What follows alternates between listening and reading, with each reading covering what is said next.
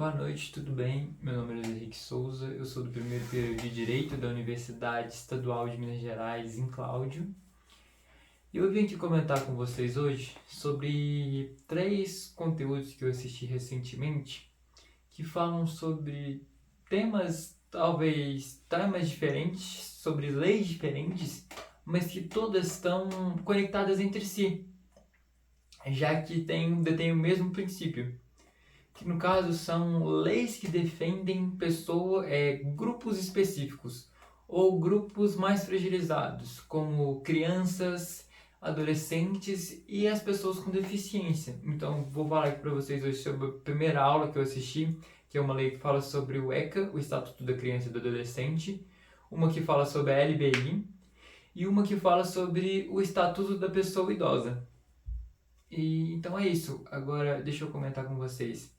A primeira aula, o professor ele já começa o curso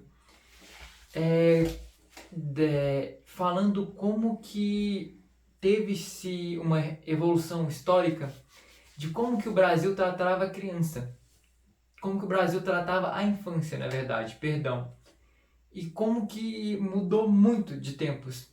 Porque primeiramente a gente teve uma primeira fase onde o Brasil tratava essas crianças com indiferença, então as pessoas adultas e as crianças detinham os mesmos direitos. A criança não tinha mais direitos só por ser criança.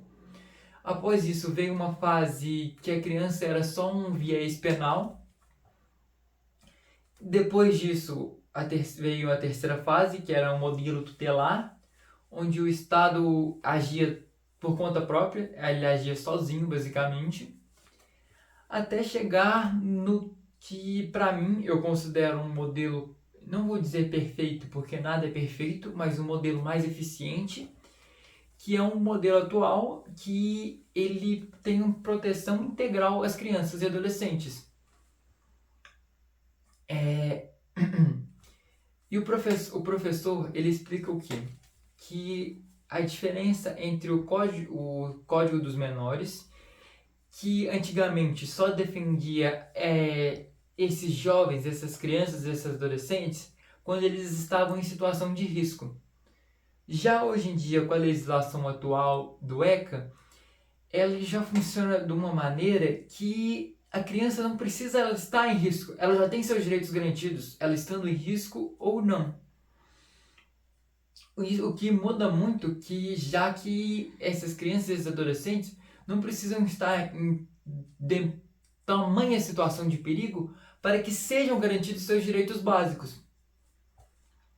Outro ponto que ele também trata, que eu acho muito interessante, é sobre o artigo 227 da Constituição, que ele dá prioridade máxima a crianças e adolescentes os direitos principais, tais como os direitos de liberdade, de ir e vir, de estudo, de saúde.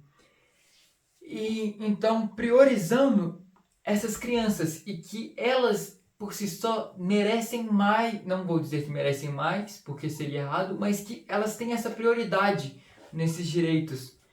No direito de garantir um estudo básico, o direito de liberdade, não simplesmente por serem crianças. E também tem uma outra lei que eu acho interessante, que se eu não estiver enganado, ele comenta também, que é do menino Bernardino, se eu não estiver enganado, que proíbe castigos físicos. Tentando proibir aqueles castigos que eram tão severos, iguais os castigos que muitas vezes familiares, meus antigos, meus avós, meus pais, comentam que ajoelhavam no milho, essa questão mais física, mais exagerada, sabe? Que não era tão necessária assim, sabe?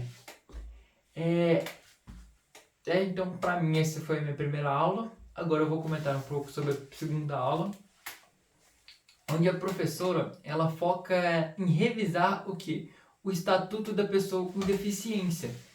E ele tem seus princípios, seus conceitos fundamentais, que é acessibilidade, tentar diminuir essas barreiras, ter um desenho universal, o uso da tecnologia para tentar diminuir essas questões de barreiras que eu já falei e comuniquei anteriormente. E ela também, o que ela explica? Que os testes de deficiência, o teste de deficiência, ele é biopsicossocial.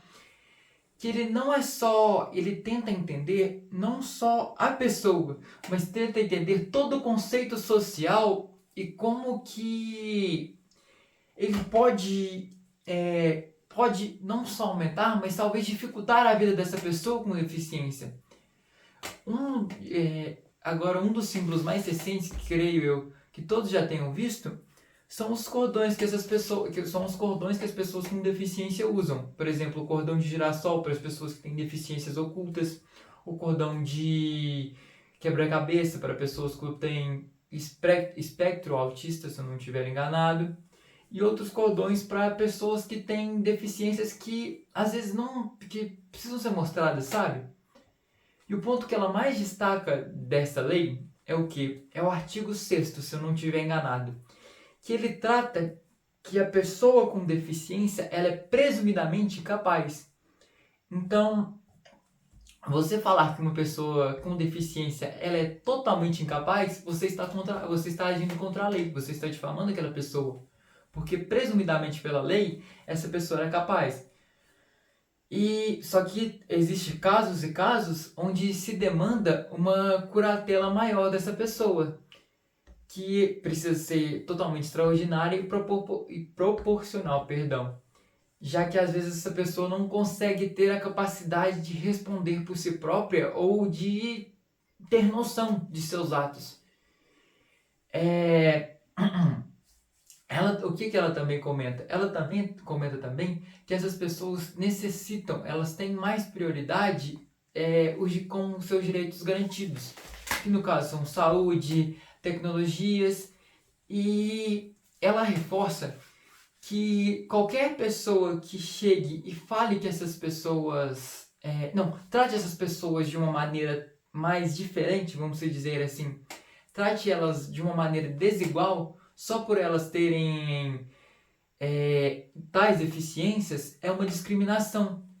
E que isso é uma coisa muito... se enquadraria até com um preconceito. Tratar que essas pessoas de maneira diferente, só por talvez elas terem alguma deficiência que às vezes não atrapalha a pessoa. Ela ainda assim é uma pessoa normal. Só que ela só vai ter um pouco mais de dificuldade no ponto. E tratá-las de maneira totalmente diferente, totalmente discrepante, é uma discriminação que pode simplesmente deixar essa pessoa tão desconfortável a ponto de que ela se sinta desconfortável, ela se sinta insegura por ter essa tal deficiência. E ainda nessa mesma aula, o que eu acho interessante é que ela passa sobre o Estatuto da Pessoa Idosa. E ela esclarece também que perante a lei, para a pessoa ser considerada e amparada por esse estatuto, a pessoa necessita ter 60 anos ou mais. E que e que também pode haver, como que eu posso falar? Pode sim haver uma discriminação legalizada.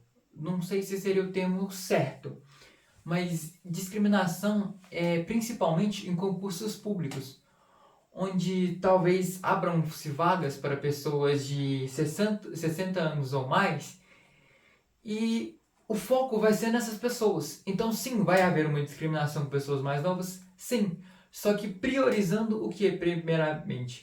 Essas pessoas que já são mais debilitadas. Mas também vai depender da natureza do cargo e o que é o princípio dessa discriminação. Ela tem que ser justificada. A gente vai abrir tal cargo para pessoas acima de 60 anos, mas é um motivo justo porque precisa ser uma pessoa mais experiente e que perdão, que já torne isso talvez mais justificado, sabe? Além dela comentar também do que, no caso dos BPCs, que são os benefícios para as pessoas já...